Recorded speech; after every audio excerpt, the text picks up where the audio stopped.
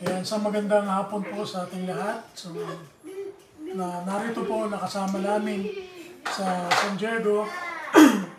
Isang magandang hapon sa taga-Pilipinas po. Sa magandang umaga po sa inyong lahat, sa mga nakikinig po dyan.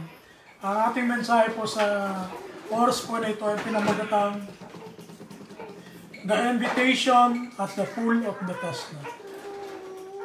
At mababasa po natin ito sa aklat po ng John chapter 5 verses 1 hanggang 15. Kaya kung may mga Biblia po tayo, ay ating pong buksan ang ating mga Biblia sa aklat po ni Juan, Kapitulo 5, talatang 1 hanggang 15. Ayan. Uli, ang pamagat po ng ating mensahe na galing sa Panginoon ay may pamagat po na The Invitation at the Pool of Bethesda. Ayan. Basahin ko po sa English. Ang sabi rito, sometime later, Jesus went up to Jerusalem for one of the Jewish festivals. Now, there is in Jerusalem near the sheep gate a pool, which in Aramaic is called Bethesda, and which is surrounded by 5 covered colonnades. Here are a great number of disabled people used to lie, the blind, the lame, the paralyzed. The one who was there had been an invalid for 38 years.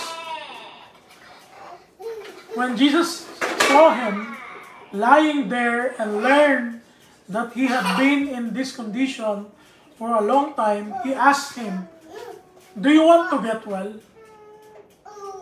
So verse 7 hanggang verse 11, ganito ang sinasabi. At sabi sa verse 7, "Sir," the invalid replied, "I have no one to help me into the pool when the water is stirred. While I am trying to get in, someone else goes down ahead of me." Then Jesus said to him, "Get up, pick up your mat, and walk." And once the man was cured, he picked up his mat and walked. The day on which this took place was a Sabbath. And so the Jewish leader said to the man who had been healed, "It is the Sabbath. The law forbids you to carry your mat." But he replied, "The man who made me well said to me, 'Pick up your mat and walk.'"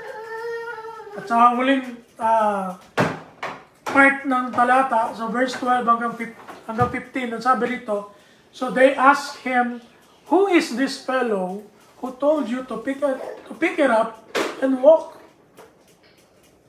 The man who was healed had no idea who it was, for Jesus had slipped away into the crowd that was there.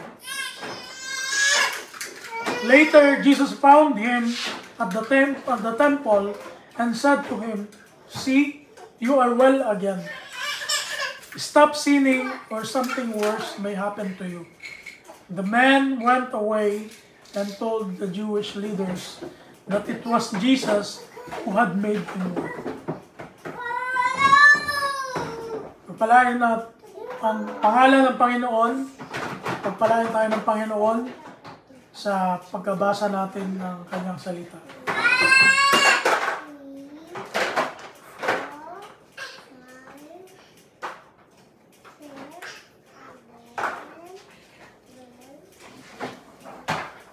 Ulitin ko po yung ating pamagat. Ang pamagat natin ay The Invitation at the Pool. Ayan, pool. Hindi yung pool na mangmang. Pool. Yung swimming pool. Ayan. At the Pool of Bethesda. Ayan. Noong unang panahon po, may tinatawag na Pool of Bethesda. Yung Bethesda po ay Aramaic word po yun na kung saan, nung panahon nila Jesus, ang kanila pong ginagamit na lengguwahe ay Aramaico.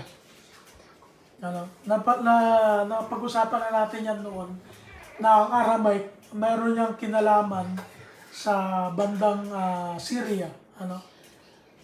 Medyo may connection yan sa salita ng mga Syrian. At nung unang panahon, napakadalang na yung panahon ni Christ, napakadalang na yung pagsasalita ng Hebrew.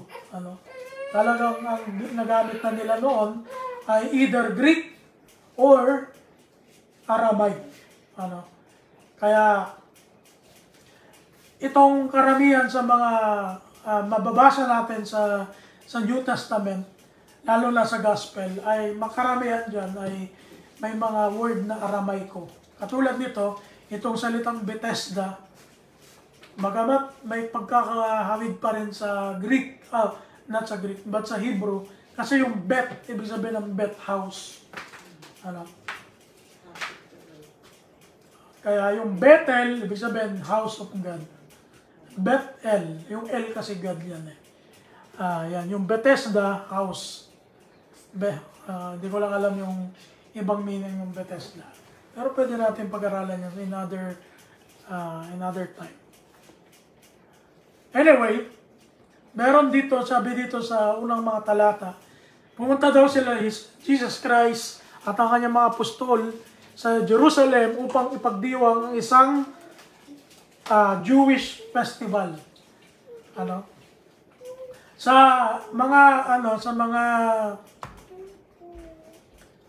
mga commentary, ito daw festival na ito ay ang festival ng Tabernacle, para alalahanin na ang mga Israelita ay tumira sa loob ng 40 years na nakatira lang sila sa Tabernacle, sa mga tawag doon, sa mga tent, Feast of Tent, Tabernacle. Ngayon, sabi rito, now there is in Jerusalem near the Sheep Gate a pool. May swimming pool daw doon sa tinatawag na gate o pintuan ng mga tupa. At kung titingnan natin ang pool of Bethesda, nahahati ito ng dalawang uri. Ito na yung pool ngayon. Sa panahon natin ngayon, ayan na yun. Tingnan nyo kung gaano kalalim. Diba? Ayan yun. Kasi wala ng tubig na yun, malalim. Pero yung noong unang panahon, ganyan ang itsura niyan. So, para magkaroon lang tayo ng idea. Ayan. Meron tinatawag na northern pool at meron tinatawag na southern pool. At sabi nga doon kanina sa binasa natin, sa John chapter 5, ito daw merong 5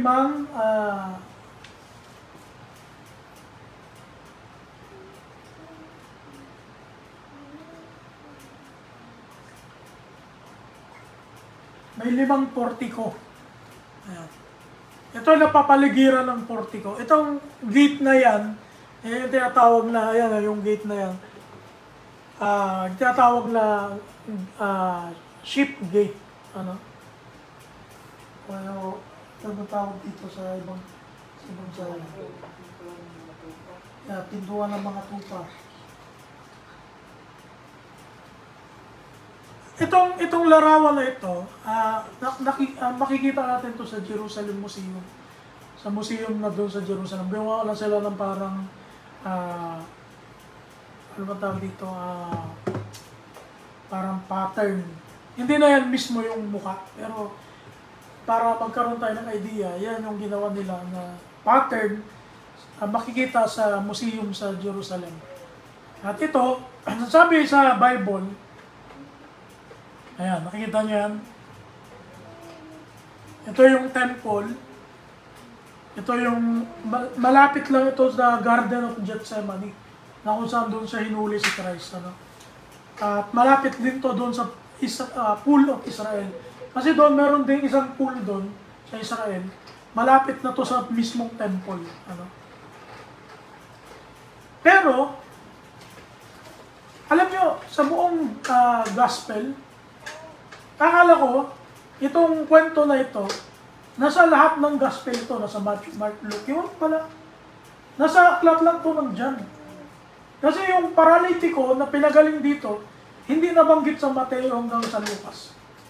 Ang paralitiko na nabanggit sa Matthew at saka sa Mark at saka sa Lucas ay yung paralitiko na idinaan doon sa bubong. Yun yung paralitiko. At sa Acts naman, ibang paralitiko din yung pinagaling doon nila Pedro. Yun naman nasa gate, nasa gate na malapit sa portico ni Solomon. Kaya ito, sabi ko, talaga si Juan napaka-close niya sa Panginoon. Dahil, isa lang siya na nakapagkwento ng patungkol dito sa paralitiko na to. At tingnan natin kung ano yung makikita nating aral dito mamaya. Sa verse 3, ang sabi rito, here, sa English ang sabi dito, here a great number of disabled people used to lie. Hindi, lie na magsinungaling Ibig sabihin ng lie, yung parang nakahiga, nakatambay doon. Ano daw yung mga nakatambay doon? Ayon kay Juan. Sabi niya, the blind, the lame, and the paralyzed. Alam ba natin kung ano yung pagkakaiba ng, alam ba natin yung pagkakaiba ng lame at saka ng paralyzed? Sino makakaalam? Ano pagkakaiba ng lame at saka ng paralyzed? Sabi na mama yung lame daw pilay. Alam niyo sa pagkakaiba ng lame at saka ng paralyzed?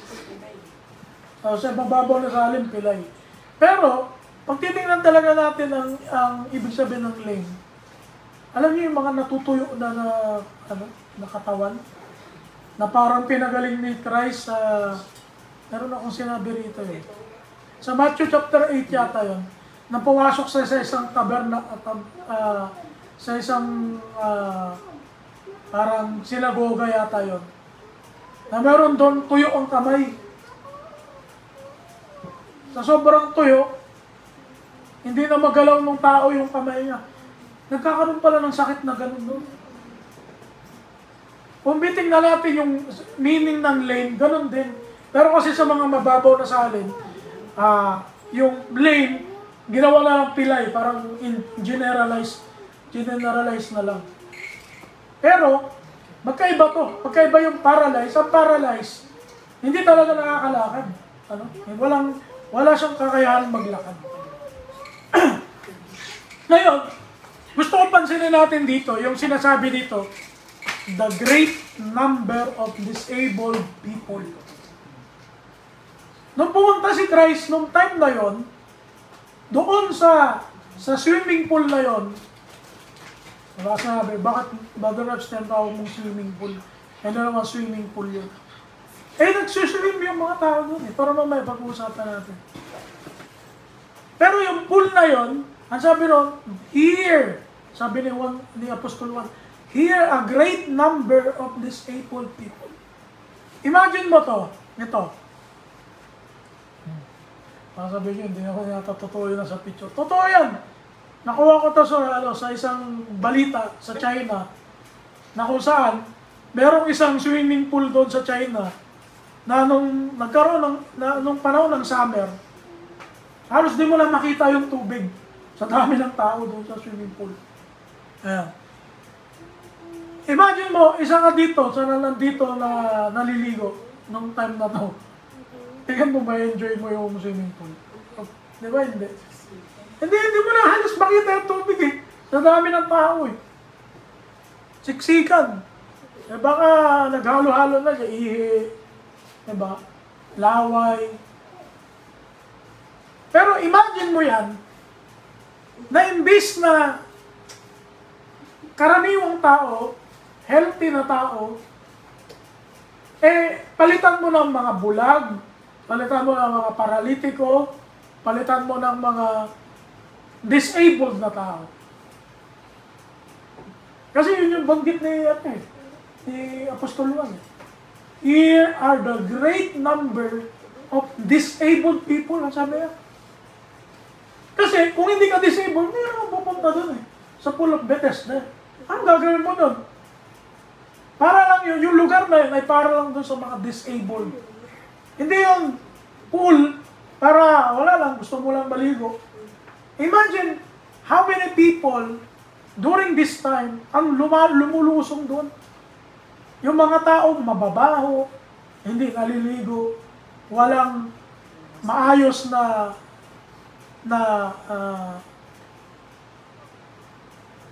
pabango sa katawan, di ba? Hindi man lang siguro nagsasabot itong mga to. Kaya, makikita natin how corrupted this water, how corrupted this pool. Pero, sa kabila niyon, ang sabi ng Biblia, sa verse 3, na sa mga ito ay nangangandusay ang marami sa kanilang mga may sakit, mga bulag, mga pilay, mga natutuyo. Kaya yun, natutuyo yung lane. So verse 5, ang sabi nito,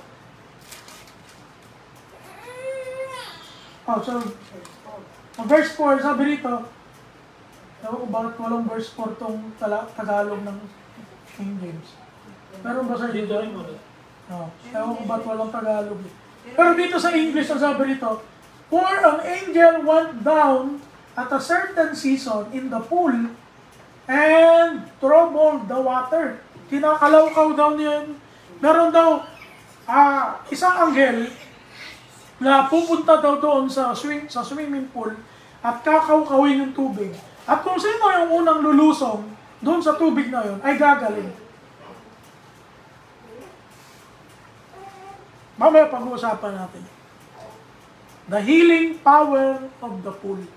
Totoo ba na merong healing power doon sa swimming pool na yun, sa Bethesda?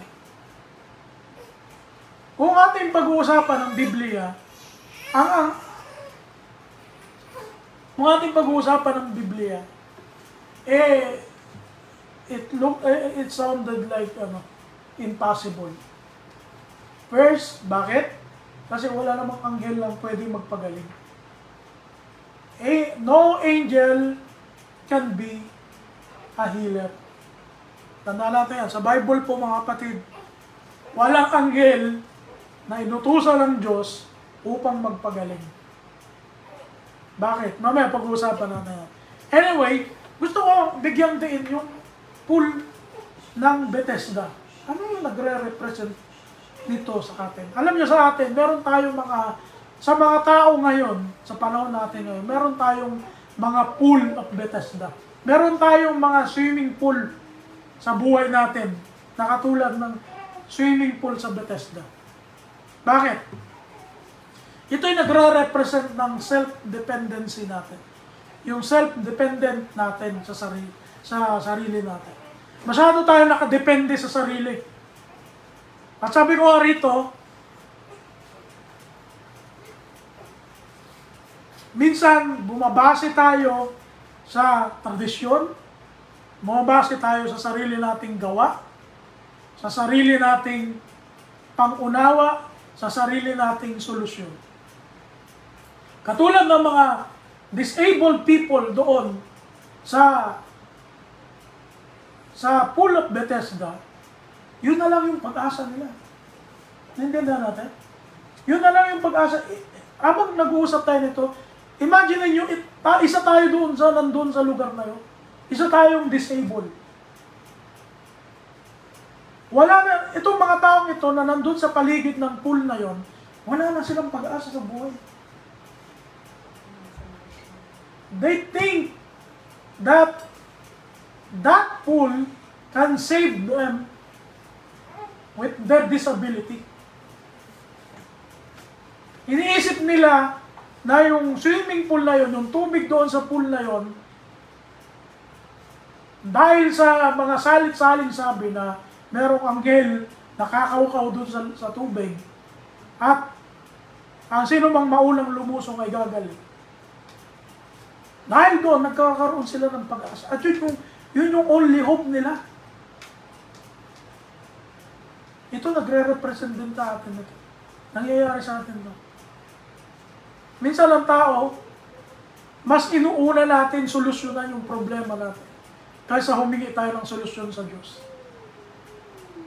Minsan, mas iniisip natin lumusong agad doon sa pool of Bethesda natin kaysa humingi tayo ng tulong sa Diyos. Minsan, mas sinusunod natin yung mga sabi-sabing mga solusyon. Pag umalik ka sa paa ni Santo Niño, gagaling ka. Pag inunas mo yung towel mo doon sa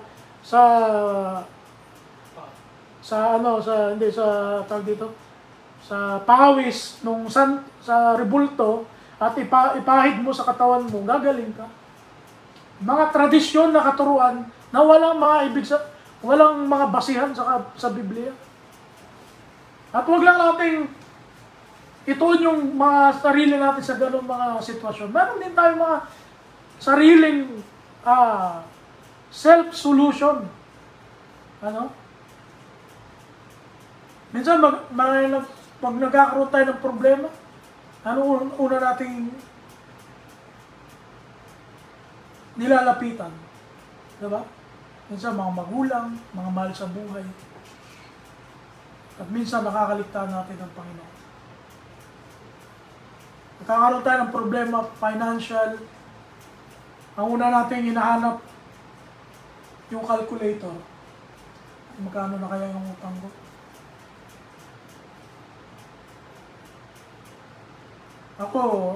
Kami dito medyo guilty tayo dito. Pag nagkakaroon tayo ng problema sa ibang relasyon, sa relationship natin, minsan ang una natin hinahanap yung mga self-help. Mga napapanood sa TV. Salamat sa Panginoon kasi sa pamilya natin, matibay na tayo sa Panginoon. At ito, hindi natin sinasabi ito para lang sa atin, kundi para din sa mga nanonood sa online. Kasi hindi lahat na nanonood sa online na kasama natin sa service na ito ay matitibay sa Panginoon. Kaya ito para din sa kanila, para sa inyo po ito. Mga reminder ng Panginoon. Na hindi lang, na pag tayo nasa kagipitan, pag tayo nasa pagsubok ng buhay, ang unahin nating lapitan ng Panginoon. Ano pa? Ano pang nagre-represent itong pool of Bethesda? Yung pagiging self-centered natin. Doon na umiinog yung buhay natin doon sa sarili natin. Katulad nung paralyzed man, hindi na siya nakaalis doon sa pool of Bethesda. Imagine that. How many years nandun siya sa pool na yon, nag-aantay na mauna siya doon, lumusong doon sa swimming pool na yun.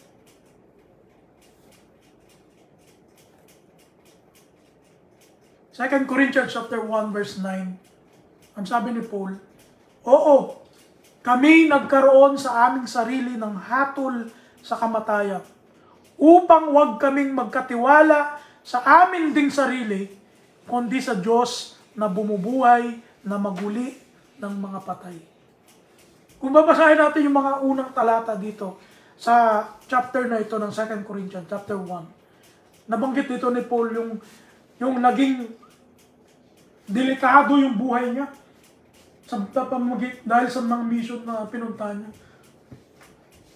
Pero sabi ni Paul doon sa verse 9, dahil sa mga bagay na ito, dahil sa mga bagay na akala ko mamamatay na ako,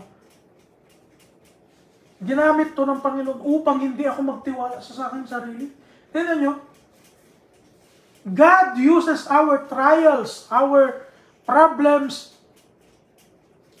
our sufferings in life so we can trust Him more. Minsan nagtataka yung mga Kristyano, Lord, mapanalanginin naman ako eh. Palasamba naman ako. Palabigay naman ako sa church. Pero bakit naman ganito, Lord? May nararanasan pa rin akong mabigat na problema. Bakit sa dami ng tao ako pa nakaranas nito, Lord? Minsan nagtatanong tayo ng ganun sa Panginoon.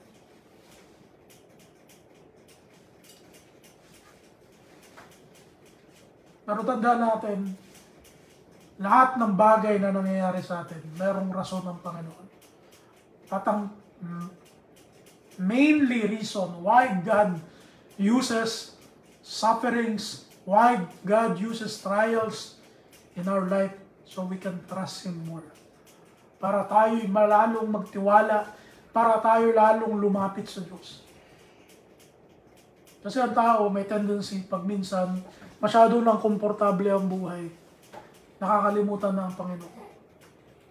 Nakakalimutan na magkaroon ng time sa Lord. Ang daming tao ganun. Kaya tama yung sinabi ni Brother Sai nung Friday. Pasalamat tayo, hindi tayo naging mayaman. Hindi tayo naging milyonaryo. Hindi tayo naging katulad ng mga tao ngayon na mas ginodiyos nila ang pera nila kaysa sa Panginoon.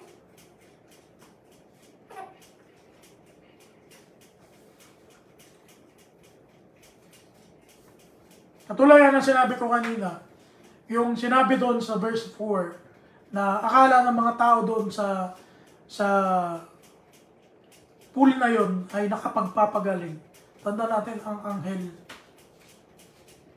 hindi nakakapagpagaling. Bakit? Anong sabi ng Diyos sa mga anghel? Sa Hebreo 1:7, sabi dito, at sinasabi niya tungkol sa mga anghel, yaong ginagawang mga anghel niya ang mga hangin, at ang kanyang mga ministro ay ningas ng apoy. Alam niyo po, ang mga anghel ng Panginoon, katulong po ito ng Panginoon para gawin yung ministry niya. Hindi para magpagaling. Kasi imagine, kung ang anghel nagpapagaling, baka ang dami ng tao sa anghel na sumamba. Di ba? Eh, ang pagsamba sa anghel, bawal na bawal yan sa Panginoon. Pinagbabawal yan ng Panginoon. Sa katunayan, ang sabi ng Biblia, pwede nating mawala ang kaligtasan natin kapag tayo sumasamba sa anghel. Kaya, it makes sense na ang anghel hindi pinayagan ng Diyos o hindi binigyan ng Diyos ng kakayahan na magpagaling ng tao, kundi ang Diyos lamang ang may kakayahan magpagaling. Si Kristo, si Jesus Christ, kaya magpagaling. Pero ang anghel, hindi niya kaya magpagaling. Sana maliwanag sa atin yun. Kaya yung sinasabi doon ni Apostol Juan sa chapter 5 verse 4 ng John, hindi natin pwedeng sabihin totoo ito na nagpapagaling talaga yung anghel dito. Kasi walang basihan sa Biblia na ang anghel nagpapagaling ng sakit. Kaya pwede, yung verse 4 na yun, siguro kaya nga wala sa King James tinanggal nila yung verse 4 Dahil isa ito sa mga tradisyon nung panahon nila. Diba, katulad natin ngayon. Pero mga tao, ganito punta ka dito sa ganitong bundok, gagaling ang iyong sakit. Diba, may mga ganong Lalo sa Pilipinas, ang daming maraming mga kasabihan. Maraming mga, tawag doon sa mga kasabihan, mga haka-haka, mga tradisyonal na mga sabi-sabi. O kung gagawin mo to, gagaling ka. Itong gamitin mo na pantapal, gagaling ka. Ang daming ganun. At yung iba sa sobrang desperado, imbes na sa Panginoon lumapit, ito kani-kanila malapit. Albularyo, di ba? Mangkukulam, pati sa mangkukulam lumalapit. Ngayon, natapos natin pag-usapan yung swimming pool, pag-usapan naman natin yung paralyzed man. Ano sabi ng Biblia patungkol dun sa paralitiko na yun? Ang sabi ng Biblia, itong paralitiko na ito, 38 years na siyang paralyzed. 38 years! Imagine that. Tayo nga, 1 year, baka 1 month pa lang eh. Hindi tayo makalakad, baka nagre-reklamo na tayo. Ang hirap na nga, di ba? Tama ba, Joyce? Ikaw nga, ilang araw lang yung halos di ka makalakad, di ba? Recently, dahil sa nanganak ka. Ako noon, naranasan ko hindi makapaglakad ng maayos. Dahil namaga akong kaliwang pa ako dahil sa katatakbo sa treadmill. Almost 2 weeks akong hindi nakalakad ng maayos. Iika-ika ako. Halos magreklamo ako sa sarili ko, bakit bang ginawa ko to? Hindi ako makapunta na, nasa barko pa naman ako noon. Noong time na yun. Deployment kasi yun eh. Sipin mo lahat ng tao nakakasalubong mo, tapos nakikita ka ika-ika. Diba? Ito pa kaya na paralitiko na to? 38 years siyang paralitiko. What are the possible life of a paralyzed man? Ano yung mga posibleng buhay nitong paralitiko na to? Siyempre, number 1 na dyan, he cannot go somewhere. Hindi nga makalakad eh. He couldn't go somewhere. At kung makapunta man siya sa ibang lugar, siguro ilang araw bago siya makarating doon. Siyempre, wala pa naman mga wheelchair noon eh. Wala pa naman mga automatic na mga bagay na pwedeng gamitin para sa mga paralitiko. Di katulad ngayon, may mga wheelchair na, pwede mo lang ipagulong yung wheelchair mo. May mga robotic gadget na tumutulong sa mga paralyzed. Noon, walang gano'n. Gapang-gapang ka lang. Number 2, he cannot do a lot of things. Of course. Baka pati pag CR, hindi niya magawa mag-isa eh. Pati pag siguro umihi na lang sa sariling pants niya. Sinasabi ko to, para magka-ideya tayo, ano yung buhay ng isang paralitiko na nabuhay na paralyzed siya sa loob ng 38 years. Kasi pag binabasa lang natin sa Bible, at hindi natin masyadong ini-internalize itong nangyaring ito, parang wala lang. Hindi natin maramdaman. Pero kung i-internalize natin, ilalagay natin yung sarili nating paa doon sa sapatos nitong paralitiko na to. Ba't may sapatos, sabihin mo ba? Ano lang yung figure of speech. Ibig sabihin, ilagay natin yung sarili natin doon sa tao na yun. Ano kaya yung mararamdaman natin? He cannot move quick by his own. Kung pwede nga lang, i-try natin dito. Upo tayo dito. Tapos try natin, huwag natin galawin yung paa. Ano pakiramdam? Mga naglakihan na yung triceps natin dito, kakagapang natin. Ano ba? Possible skin infection? Of course. Diba? Kakagapang mo dyan, yung balat mo sa paa, hindi mo na alam kung ano mga nadaan. May mga tae, ano na nadaan, may ihi.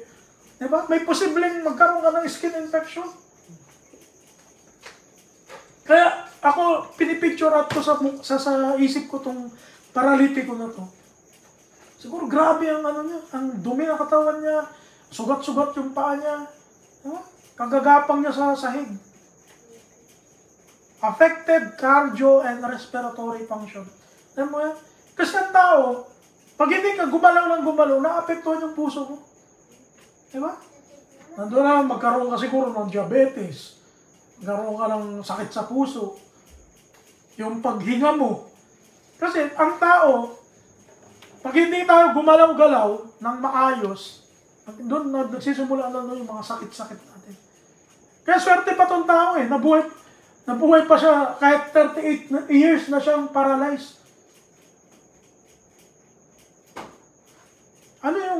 Ano yung representation nitong paralitiko na to sa buhay natin? Number 1, hopeless life. Yung kawalan ng pag-asa. Imagine mo yung paralitiko na yun, wala na siyang pag-asa sa buhay. Hindi niya na alam kung doon na ba siya mamamatay, na nakaupo na lang sa tabi ng swimming pool. O bigla na lang may sasaksak sa kanya or madaanan siya ng stampede. Hindi natin alam. Kasi crowded to eh. Eh pag may nag-amok doon, pwede magkaroon ng stampede. Pwede siyang mamatay. Apak-apakan siya doon ng mga tao.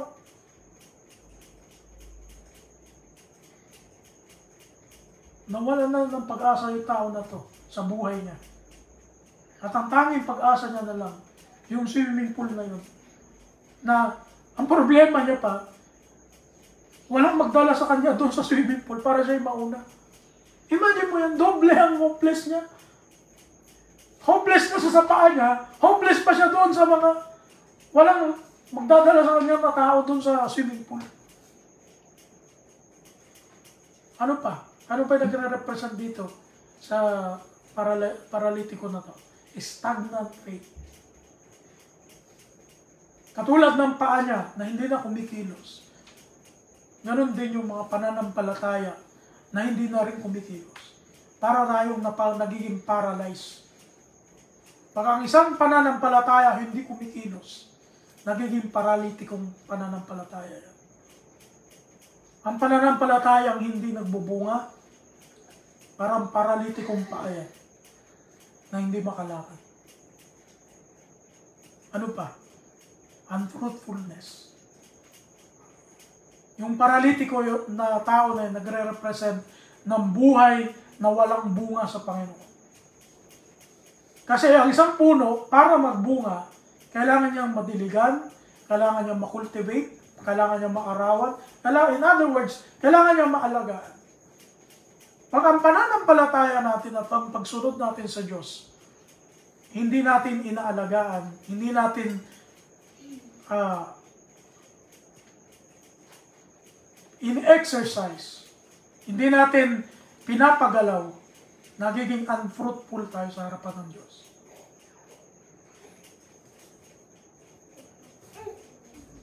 Ang tanong, ilang taon na tayong paralitiko sa pananampalataya? Meron na rin bang 30 years? Kasi huwag natin sabihin, may faith naman ako sa Lord. Yes, may faith tayo sa Lord. Pero ang faith ba natin sa Panginoon, gumagawa, kumikilos, nakikita sa buhay natin? Kasi kung hindi, parang yung paralitiko, may buhay din siya. Pero hindi nga lang siya kumikilos. Kasi sa talas na may pananampalataya din. Pero, yung pananampalataya niya, hindi yun magliligtas sa kanya sa Panginoon.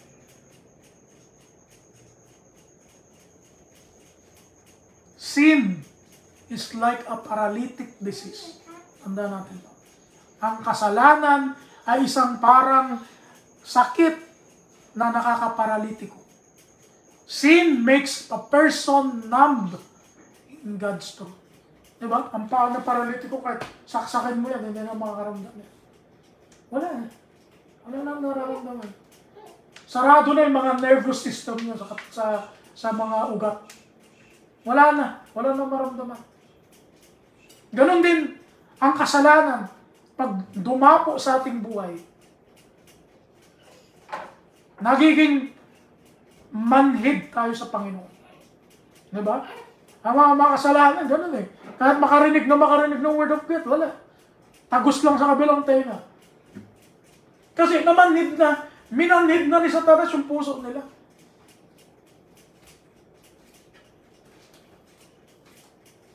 Kaya ang kasalanan, isang dahilan niya kung bakit tayo namamanhid sa Panginoon. Bakit tayo namamanhid sa katotohanan? Hindi na pumapasok yung katotohanan sa buhay natin. Bakit? Kasi wala na, sarado na. Maraming ganitong tao sa panahon natin ngayon. Pag binasahan mo ng Bible, ay hindi. Sabihin pa nila sa'yo, bangal-bangalang ka lang yan Ikaw pa yung masama. Diba? Sisharean mo ng Word of God. Ikaw pa yung masama. Bakit? Kasi hindi nila matanggap yung Word of God. Bakit? Kasi binulag sila ng Diyos ng sanlibutan ito, sabi ng Biblia. Hindi lang pala nakakamanhid si Satanas, no? Nakakabulag din. Number 2, sin makes a person stuck instead of following God. Katulad ng paralitiko na yun, na na-stuck na siya for how many years doon sa pool of Bethesda. Ganon din ang kasalanan ng tao. It makes us stuck in our lives. Nai-stuck tayo doon sa buhay natin. Hindi na tayo nag-improve. Kahit na-baptize na tayo, kung hindi tayo kikilos sa pananampalataya, hindi na tayo mag-i-improve. Naging Kristiyano ka nga, palamura ka pa rin. Naging Kristiyano, baptize ka nga, magnanakaw ka pa rin. Palaisip ka pa rin ng masama. Ano nangyari doon? Walang improvement. Dahil sa kasalanan ng tao, nai-stuck tayo. Number 3, sin makes a person hopeless in life and steal our joy. Alam niyo ang kasalanan, number 1 yan, na nagnanakaw ng kaligayahan natin. Diba? Pag gumawa ka ng kasalanan, lahat ng maapektuhan ng kasalanan na yun, either magalit sa'yo o malulungkot dahil sa kasalanan ginawa. Wala naman sigurong gumawa ng kasalanan, tapos sinabi mo sa mga kasambahay mo, natuwa pa yung mga kasambahay mo. Wala naman sigurong gano'n, ano? Ay, alam mo, ma, nagnakaw ako sa bangko ngayon. Sasabihin ba ng nanay mo, ay, nakaka-proud ako sa'yo, anak. Proud na proud ako sa'yo. Wala naman sigurong gano'n man, O, yung mga terorista, yan, mga ganyan. Ay, alam nyo ma, sinuntok ko ngayon yung boss ko. Baka sasabihin ba ng magulang, ay, dapat matagal mo lang ginawa yan. I'm so proud of you. Ano? Meron bang gano'n? Of course not. O sa mag-asawa, sasabihin, alam mo, honey, or mommy, alam mo, love, nag-cheat ako sa'yo. Sabihin ba ng asawa, ay, praise the Lord. Ayun, ganun ba? Wala, di ba? Ganon din ang kasalanan. Ganon ang kasalanan. Kumikilo sa buhay ng tao. Ang sabi ng John chapter 10 verse 10, the thief comes only to steal and kill and destroy. Yun yung purpose ni Satanas. So yung thief dito na tinutukoy, si Satanas yun. The thief comes only to steal and kill and destroy. Ang sabi ni Jesus Christ, I have come that they may have life and have it to the full. Kaya tayo, mapalad tayo kung tayo magpapatuloy sa Panginoong Yesus dahil nasa Kanya ang buhay. Nasa Kanya yung tunay na kaligayahan. Siya yung magbibigay sa atin ng pag-asa.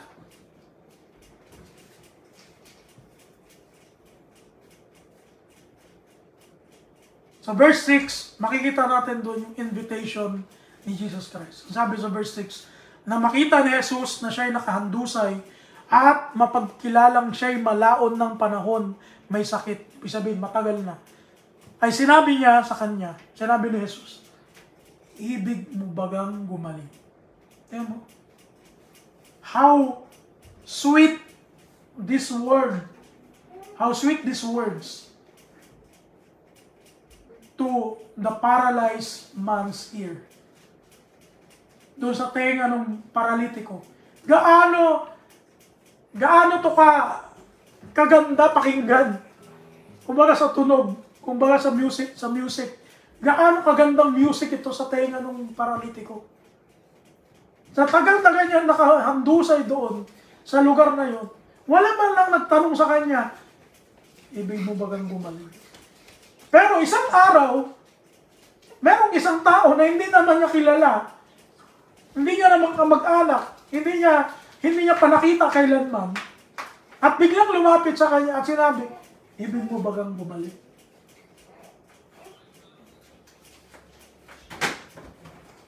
Siguro yung iba sa atin, walang mga special moment kung paano tayo naging Kristiyano. Kasi yung iba sa atin, katulad namin, magkakapatid, mga laking Kristyano kami. Kumbaga, lumaki kami sa Sunday school, di ba? Lumaki kami sa guidance ng magulang namin ng mga Kristyano. Pero yung iba sa atin, di ba, nagkakaroon ng mga experiences, ng mga talagang extraordinary. Alam mo, kaya ako naging Kristyano kasi may tao na lumapit sa akin at nangaral sa akin, di ba? May mga ganong experiences. At ganito yung experience na itong lumpo na to. Na bigla na lang may taong lumapit sa kanya, hindi naman niya kilala. Wala naman siyang isip na may malalapit sa kanya na tao na yun. Pero biglang lumapit si Christ. And then he asked him, if you wanna be healed. Gusto mo bang gumaling? Sabi ni Christ. Yun lang yung tinanong ni Christ. Ang nakakatawa, habang binabasa ko to, habang pinag-aaralan ko to, natatawa ako dun sa lumpo. Alam niyo bakit? Ano sagot niya kay Christ? Panginoon, o Ginoo, wala pong magdala sa akin doon sa swimming pool. Akala niya, ang sinasabing itulong ni Christ sa kanya, ay si Christ, dadalhin siya doon sa swimming pool. Alam niyo, maraming taong ganito sa panahon ngayon eh. Akala natin, pag tayo naging Kristiyano, wala na tayong problema sa buhay, yayaman tayo. Diba? May mga ganun. Akala natin, everything's gonna be okay. May mga ganong mentality ang mga tao sa panahon natin ngayon, lalo na yung mga matanggap sa Panginoon. Ginagawa nilang parang luck ang pagsunod sa Panginoon. Nagiging, ano ba sa Tagalog yung luck? Swerte. Ayan. Parang ginagawa nilang swerte yung pagsunod sa Panginoon. Sumusunod ako sa Panginoon, suswertehin na ako. Magkakaroon na ako ng house and lot. Magkakaroon na ako ng kotse dahil tapat ako sa Panginoon. Nagkakamali tayo ng ibig sabihin ng pagsunod sa Lord. Katulad nito, na paralitiko, akala niya, ang sinasabi ni Christ na pagtulong ni Christ sa kanya, tutulungan siya papunta doon sa pool.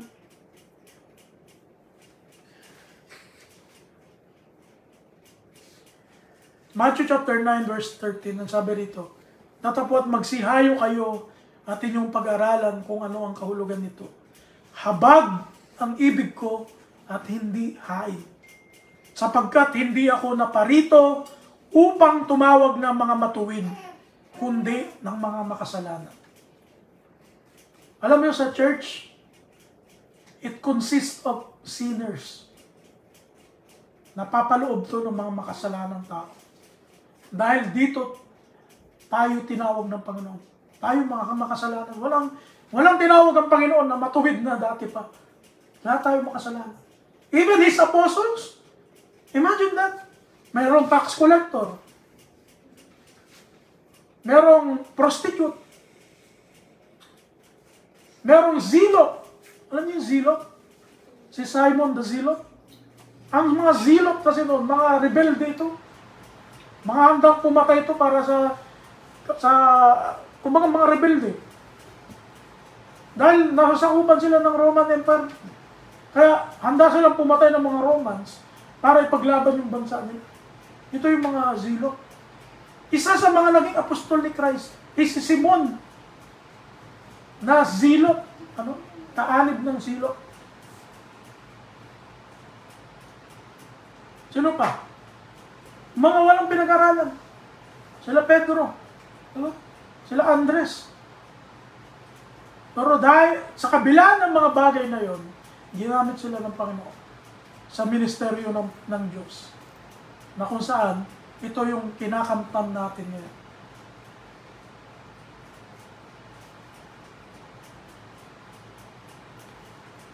Jesus, tanda natin ito.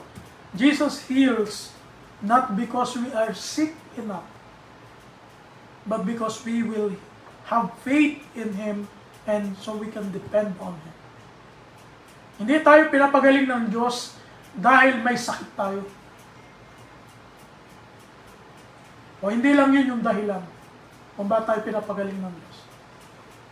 Pinagaling tayo ng Diyos at pinapagaling pa rin tayo ng Diyos upang tayo lalong magtiwala sa Kanya at tayo'y magdepende sa Kanya.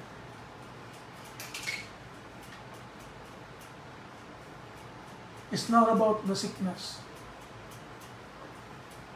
Ang main goal ng Panginoon na ang bawat tao ay magkaroon ng pananampalataya sa Kanya. 1 Peter chapter 2 verse 24. Nasabi rito, He Himself bore our sins in His body on the cross so that we might die to sins and live for righteousness. By His wounds, you have been healed. Tayo noon, puro tayo may sakit, spiritual.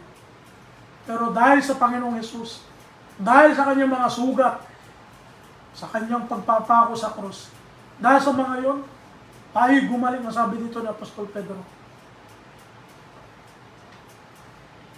At tanda natin, Jesus does not want for you just to be healed, but ultimately to be holy. Healed and holy. Hindi lang nagtatapos doon sa pagkakaroon ng kagalingan, kundi doon sa pagiging banal. Maraming tao gumaling, pero hindi lahat ng tao bumanal. Madaling gumaling, pero mahirap mag-stay sa pagiging banal.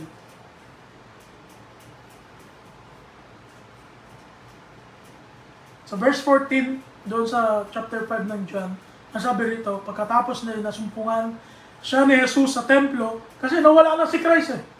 Hindi alam ng lumpo kung sino nagpagaling sa kanya. Parang random person, pinagaling siya, wala na agad si Christ. Kasi sa sobrang daming ng tao eh. Pero sa verse 14, ang sabi rito, pagkatapos ay nasumpungan siya ni Jesus sa templo, for the second time, nagkita sila ni Christ.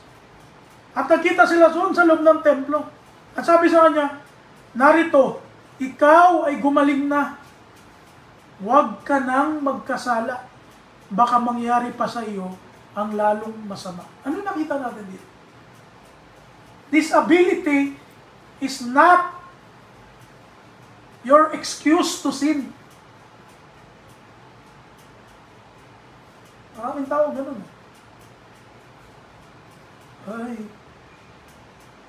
Or it's not your excuse not to follow God. Maraming ganun. Nilalamig. Malamigin na kasi ako, kaya ayaw ko na magpabaptize sa tubig. Malamig yung tubig. Hindi ko nasasabihin mo sa inyo, pero alam niyo na kung sino ito sa tukoy. Hindi kasi ako makalakad, kaya hindi na ako makapag-church.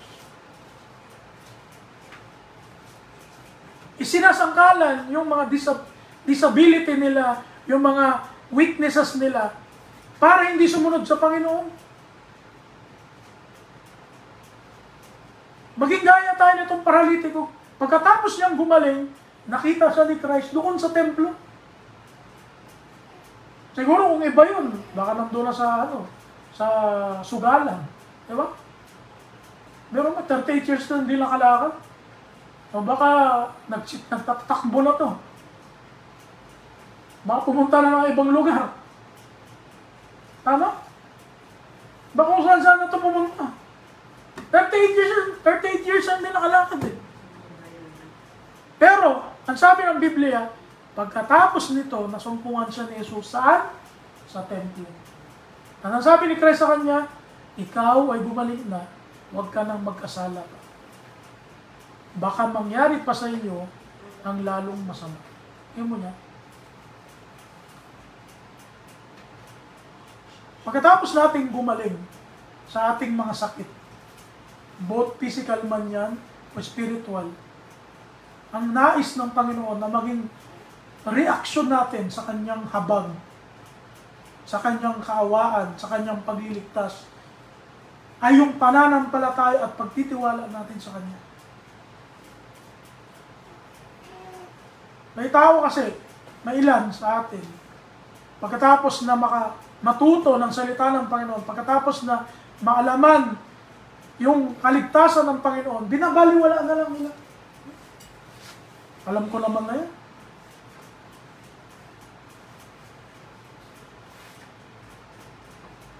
Hindi na nagpapatuloy sa Panginoon.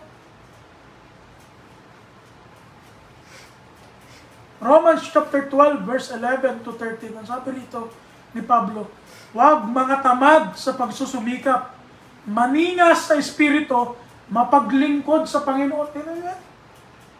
Kaya hindi nagtatapos doon sa faith lang eh. Hindi doon nagtatapos paniniwala lang. We have to work our faith. Mga galak sa pag-asa, magmatiisin sa kapigatian, magmatyagain sa pananalangin, mapagdamay sa mga kailangan ng mga banal, maging mapagpatuloy. Mga kapatid, ang hamon sa atin ng Panginoon, kung tayo man po ay nakakaranas ng mga sakit, ipanalangin natin sa Panginoon. Huwag tayong umasa sa sarili nating kaunawaan. Humingi tayo ng gabay, humingi tayo ng pag-asa sa Panginoon, sapagkat siya lamang ang makapagbibigay nito sa atin. At pagkatapos noon, pag tayo nakasumpong na kagalingan, ipasalamat natin sa Diyos at ipagpatuloy natin yung buhay na nais ng Panginoon. Huwag nating nang hayaan na dumating sa point na may terminal na yung buhay natin, saka lang tayo lalapit sa Diyos.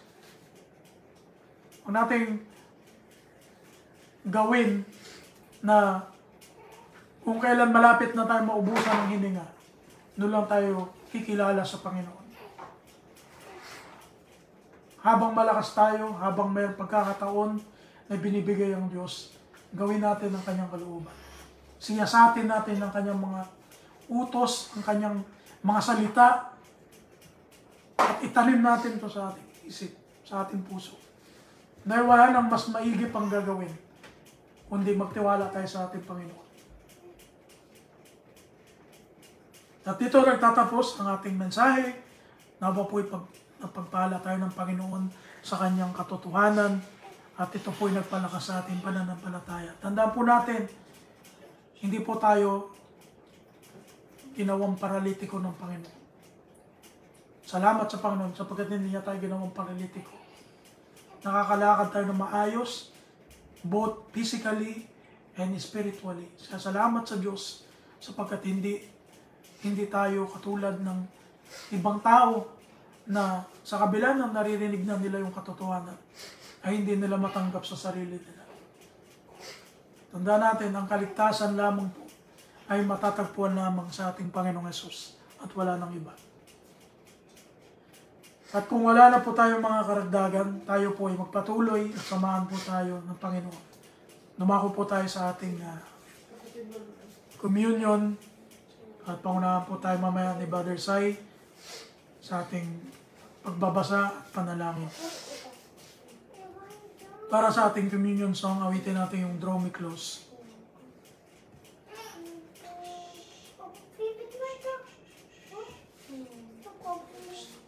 Salamat po sa mga nanonood, sila Tutoy, sila Sister April, Sister Letty, Auntie Malu, at si Ate Evelyn. Purihin po ang Panginoon sa inyong mga buhay. Nawa po ay samahan niyo po kami sa ating pagkukumunyon niyo. Awitin natin yung Draw Me Close to You.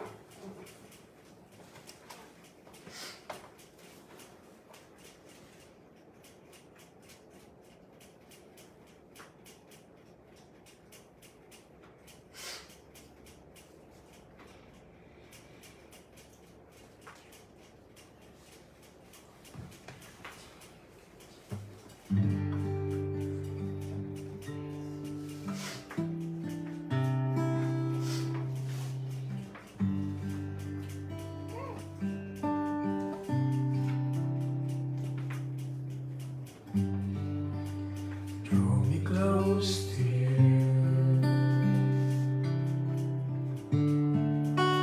Never let me go. Lay it all down again. To hear you say that I'm your friend. You are my desire.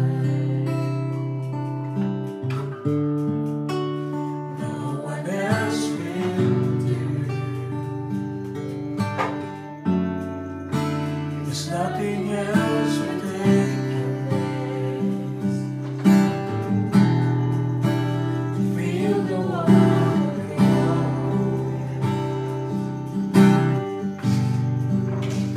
help me find a way. Bring me back to you.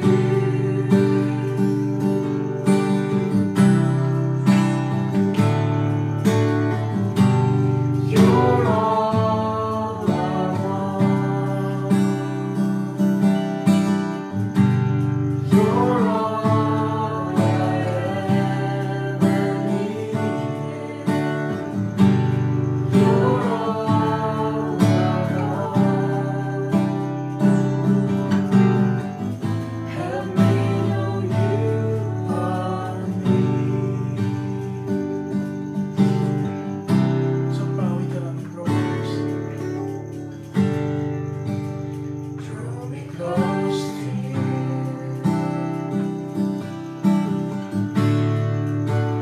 Never let me go. Lay it all down again. To hear you say that I'm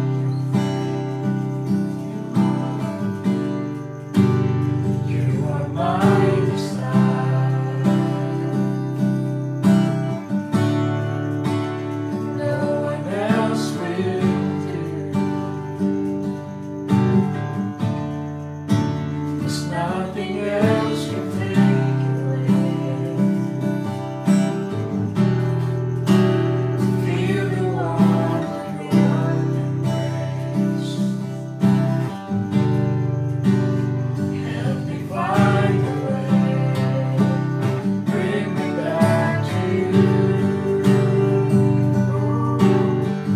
Bring me back to you.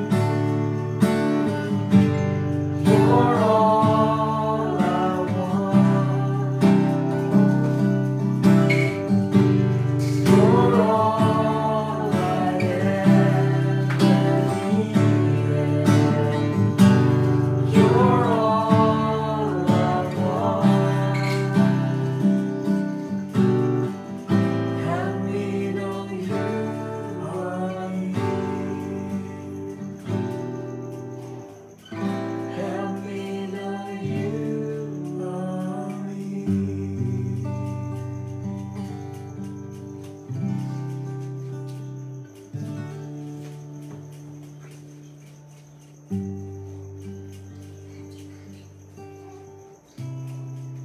Pakinggan po natin ang sinasaad sa kasulatan patungkol po sa ating opinion sa ating Panginoon. Sabi po dito sa Mateo chapter 26 hanggang po sa mga susunod. Samantalang sila ay nagsisikain, ay dumampot si Jesus ng tinapay at pinagpala at pinagputol-putol at ibinigay sa mga alagad at sinabi, kunin ninyo, kanin ninyo, ito ang aking katawan. At tumampot siya ng isang saro at nagpasalamat at ibinigay sa kanila na nagsasabi, magsinom kayong lahat diyan, sapagkat ito ang aking dugo ng tipan na nabubuhos dahil sa marami sa ikapagpapatawad ng mga kasalanan.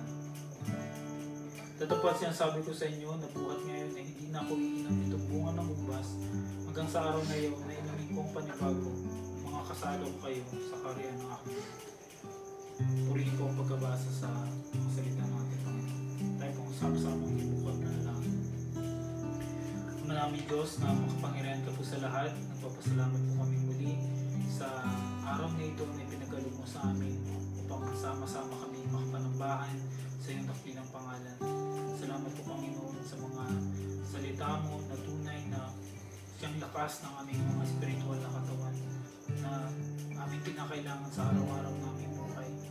At salamat sa mga napakinggan po namin ng mga mensahe mo na nagbibigay sa amin, Panginoon, ng mga paalala, ng mga aral, kung saan, Panginoon, ay magagamit namin ito upang maging matatag kami sa pananampalataya sa iyo at hindi po kami maging paralitiko sa aming pananampalataya. Pagkos ay makita mo, Panginoon, kung paano po kami nagtatiyaga na nagtitiis, Panginoon, sa lahat ng mga pagsubok sa buhay na ito hanggang sa makapiling ka namin sa langit na bayan. At sa mga oras nito, Ama, ay sama-sama namin tatanggapin at inaalala ang kapagkamatay ng aming Panginoon Jesus na kanyang muling pagkabuhay. Ay sa mga oras na ito, Ama, tinadalangin namin na pangunahan mo po kami sa oras na ito at pakilinisin mo kami sa aming mga karamihan. Naway hindi po maging kakatulan ng pagtanggap namin na ito, pagkos, Panginoon, maging kapatawaran sa aming mga kasalanan, maging katatagan sa aming mga pananampalataya. At muli sama-sama namin pinagpapasalamat ang kamatayan ng aming Panginoon Jesus, na dahil sa kanyang kamatayan ay nagkaroon po kami ng kaligtasan. Salamat, Panginoon, sa walang hanggang pagmamahal na binigay mo sa amin, na iyakap mo kami hanggang sa kamatayan sa krus. Salamat sa dugo mo na naglinis sa aming mga karumihan, na tunay na nagbigay sa amin ng pag-asa, hindi lamang sa buhay na ito, kundi sa buhay na darating. Panginoon, salamat dahil wala kang itinangi at inibig mo kami, bagamat kami hindi karapat-dapat sa iyo. At pinagpapasalamat namin ng buong puso ang pagmamahal na binigay mo sa amin ngayon. Tulungan mo kami lahat, Panginoon, na yung mga anak na patuloy na maalala yung sacrifice na binigay mo sa amin. At patuloy kami lumakad ng tapat sa iyong harapan. At pakibless mo ito, Ama, ng mga tinapay at saro namin sa pagsasaluhan, ang maging kalakasan nito ng aming mga spiritual na katawan. Maraming salamat po, Ama. Binabalik namin po ang papuri at pasasalamat sa tanging pangalan po namin, Panginoon Jesus.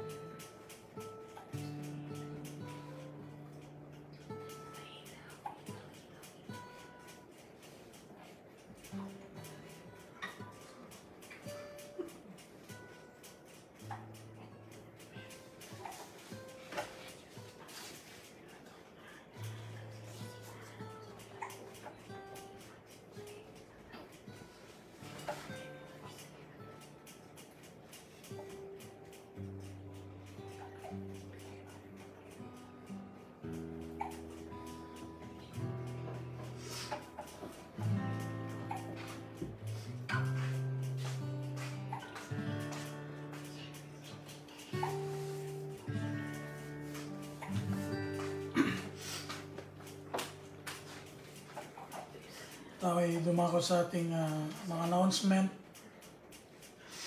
at mga pre-request. Si nagre-request si Jeep. Teka Free lang. daw yung pagtakbo. Yung sa election at saka si papa niya kuya. Teka. Pre-request. Sama? Si Jeep yung Gian? takbo ni papa niya sa election bilang kagawad.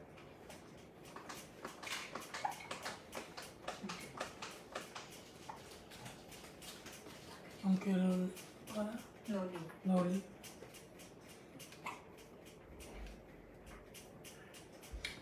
Ano pa? Zero yung O yung pag-pick ng mga bigyan. pick up ng orders.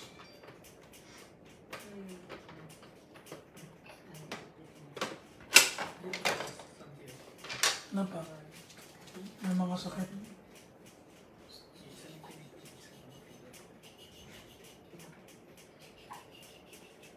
Sila ang kaya doon. Ayun, so, Hindi mo. Tingnan.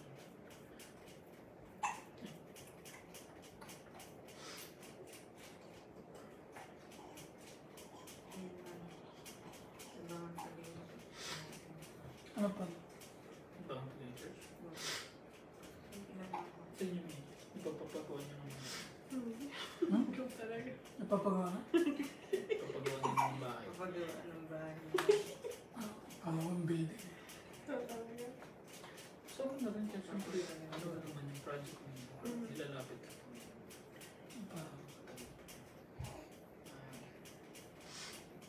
Sila yung ano ko yung barko ba nila pumunta sa mismo Mediterranean Sea ko? Sa tapat may sa Lebanon ba? Sino Outside ang ng nandun Lebanon. eh? Si S.S. Gerald. Nakita kong balita na pumunta sa Mediterranean Sea yung isang barko. Ayun. Sinama niya yung May mga birthday yung November. Wala pa ba? Next week pa naman. Si Joyce, isang susunod pa. Sa Cebu. Pagpasalamat ko, 13 months. 13 months.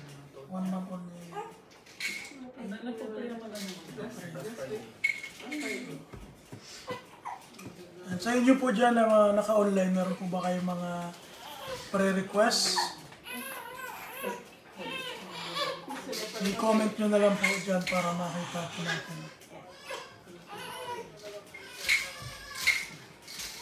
Wala naman silang comment.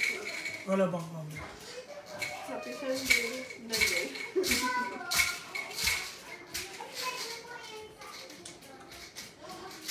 Kung wala po ay tayo po ay dumako sa ating closing song. Tawitin natin yung Worthy is the Lamb.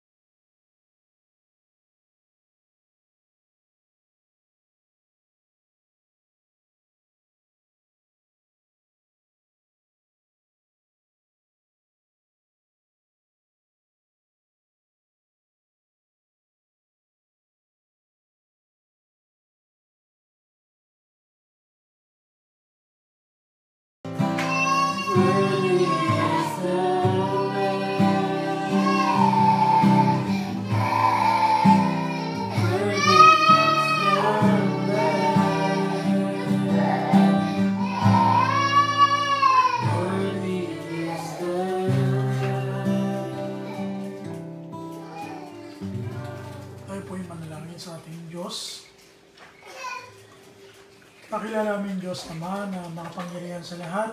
Pinupuri ka namin, pinapasalamatan, sinasamba sa aming mga buhay, O Diyos. Salamat sapagkat tunay ang iyong kabutihan sa amin, ang iyong katapatan sa amin. Salamat ng marami sapagkat sa kabila ng aming mga pagsubok ng buhay, sa kabila ng mga kahinaan namin, Ama, sa kabila ng aming mga pagkukulang sa iyo, ay mas lalong naghahari ang iyong kaawaan sa aming buhay. Mas lalong nagiging malawak ang iyong kahabagan sa amin. Kaya walang hanggan ang aming pasasalamat sa iyo, Panginoon, na ikaw, bagamat di po namin nakikita, subalit nararamdaman namin ang iyong kabutihan sa amin. Salamat sa patuloy na lakas ng buhay. Salamat sa mga pagkakataon na binibigay mo po sa amin katulad ito upang kami po ay magkatipon-tipon at maunawaan namin ang iyong kalooban sa buhay namin. Ama, sa napakinggan po namin mga mensahe mo kanina lang, nawa po ito ay kumilos sa aming buhay, sa aming puso, at ito po ay matanim sa aming isipan. Tulungan mo kami, Panginoon, masunod ang kalooban mo sa aming buhay, sa araw-araw naming pamumuhay dito sa lupa. Sapagkat darating ang araw na hindi po namin alam kung kailan mo po kami kukunin, Panginoon. Hindi namin alam kung kailan matatapos ang aming hininga. Subalit isa lamang po ang alam namin. Kami po, pag kami ay nagtapat sa iyo hanggang wakas, ay liligtas mo kami. At isasama mo po dyan sa kayong paraiso. Kaya, dalangin namin, Ama, hindi lamang dito sa kongregasyon na ito, magkusala po na nakakarinig ng iyong mensahe, Panginoon, ay gamitin mo ang iyong salita upang ito po tumimo sa aming puso at magbago ng aming pag-iisip, magbigay ng katotohanan sa amin, upang lalong lumago ang aming pananampalataya sa iyo. Ama, sa mga oras na ito, may mga nais kaming mga bagay na ilapit sa iyo. At una na po sa lahat ang aming may mga sakit, may mga karamdaman ng mga kapatiran sa mga oras na ito, Panginoon. Dalangin namin na pakihipuin mo po ng mapagpalang kamay ang mga karamdamang ito. At kung lulubin mo, Panginoon, dalangin namin na makasumpong sila ng kagalingan, hindi lamang pisikal, lalong higit, Panginoon, sa espiritual na karamdaman. Ama, naniniwala kami ng lahat ng bagay ay nasa iyong mga kamay. Naniniwala kami, Panginoon, na ang mga bagay na ito na nangyayari sa buhay namin ay may mga rason. Kaya tulungan mo kami maunawaan ang mga bagay na ito. Tulungan mo kami maunawaan ang iyong kalooban upang lalo po kaming magtiwala, lalo kaming dumepende sa iyo, O Diyos. Ama, dinadalangin din po namin patuloy ang aming kapatid na si Nanay Malu, kanyang asawa, na sa kasalukuyan ngayon, Panginoon, nasa ospital. Patuloy namin siya lang nilalapit sa iyo, Ama, ang kanyang buhay, lalong higit si Nanay Malu na ginagamit mo upang maging ilaw ng kanyang tahanan. Dalangin namin, Ama, na ikaw po magpalakas kanyang pananampalataya at patuloy na magbigay ng galak sa kabila ng mga pagsubok sa kanyang buhay, Panginoon. Ganyan po sa mga may sakit, may mga karamdaman na nakakaranas po ngayon. Ikaw lamang po, Panginoon, nakakaalam at nakakatingin na mga bagay na nangyayari sa aming mga katawan. Mga sakit namin pong nararanasan ngayon. Nilalapit namin at sinusuko namin sila sa iyo, O Diyos. Na ikaw ang dakila naming tagapagpagaling. Ikaw ang aming healer, Lord. Salamat sapagkat ikaw po ang nangako sa amin. Hindi mo kami pababayaan. Hindi mo kami iiwan, Panginoon. Ama, sa pagkakataon ito, nilalapit din po namin ang Bangantalinga Church, Lord, na patuloy na lumalapit sa iyo, patuloy na naglilingkod at ginagamit mo upang maging ilaw sa probinsya po namin, Panginoon. Gamitin mo na lalong higit ang aming magulang, si Papa, bagay pat, nasamahan mo po siya nawa patuloy sa paglilid sa church mo doon. Unawa po magbigay sa kanya ng sapat na lakas at sapat na pagkaunawa kung sa gayon ay may pahayag namin. Hindi lamang po dito sa San Diego, because doon din po sa mga talinga at sa iba pang lugar ang iyong katotohanan sa aming buhay.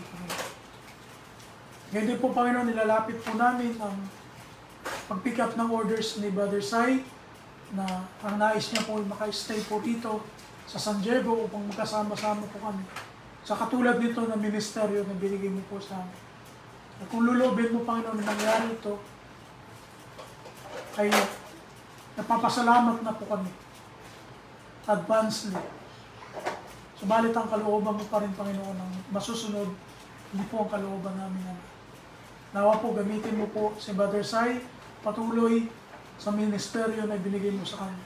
Lalong higit sa kanyang pamilya, Panginoon, na siyang maging haligi ng kanyang tahanan, na madidependehan ng kanyang mga kamag-anak, Panginoon.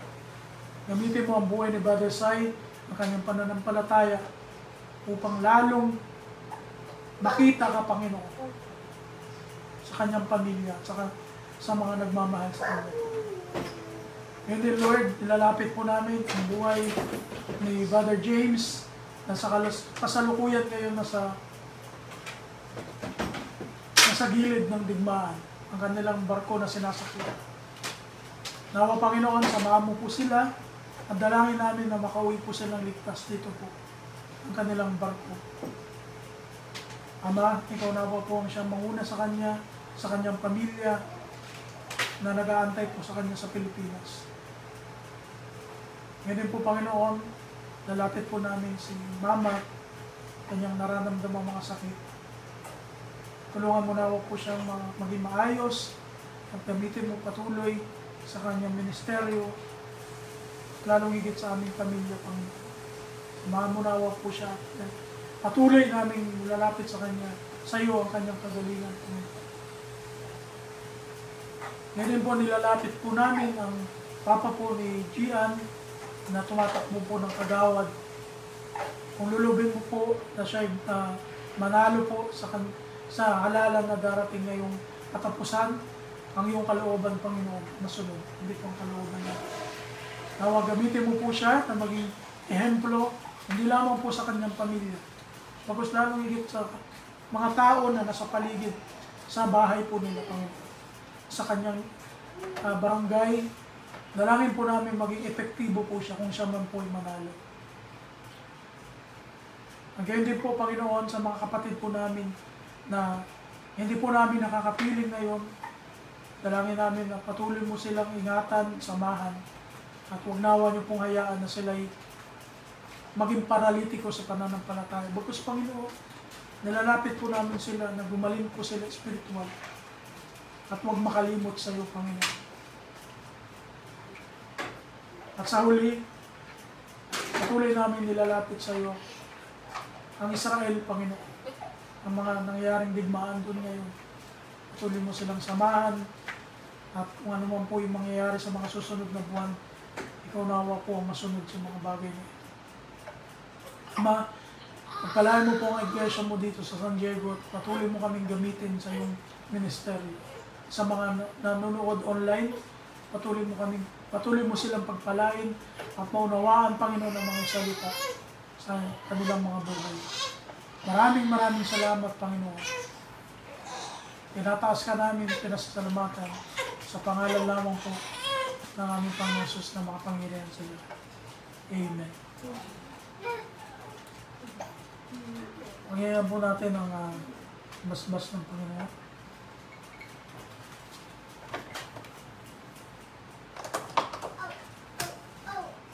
Ngayon doon sa mga pag-iingat sa inyo mula sa pagkatisod at sa inyo ay makipag-harap ng walang kapintasan na may malaking galak sa harapan ng kanyang kalwalatian sa isang Diyos na ating tagapagligtas sa pamamagitan ni Jesucristo na ating Panginoon. na sumakanya nawa ang kalwalatian, ang karangalan, ang paghahari, at ang kapangyarihan sa kauna-unahang panahon at ngayon at magpakailanman. Siya nawa. Amen.